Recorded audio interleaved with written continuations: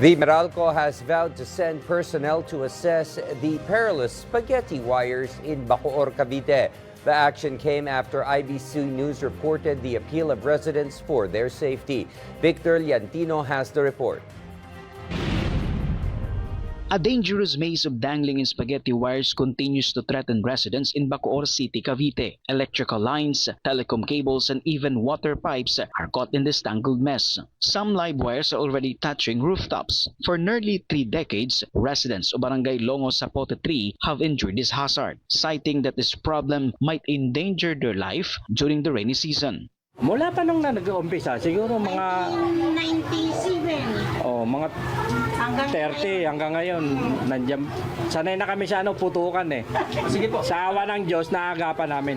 The barangay and homeowners have admitted that there's no enough fund to fix dangling in spaghetti wires.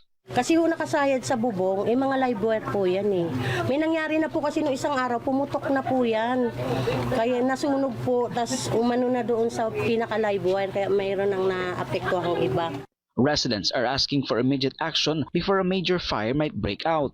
Sa pamunuan ng Meralco, kami po ay humingi ng tulong na masiayos po yung namin, mga spaghetti wire dito. Kasi hindi po kaya ito ng samahan at saka ng barangay. Sila ang nakakaalam kung ano ang gagawin. Ganon din sa Maynilad. Hingi rin kami ng tulong para maging maayos lahat itong namin, linya ng kuryente at saka tubig.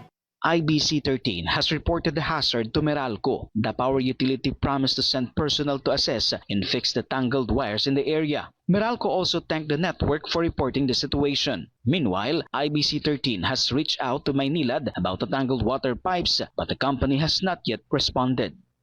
Victor Liantino, IBC News.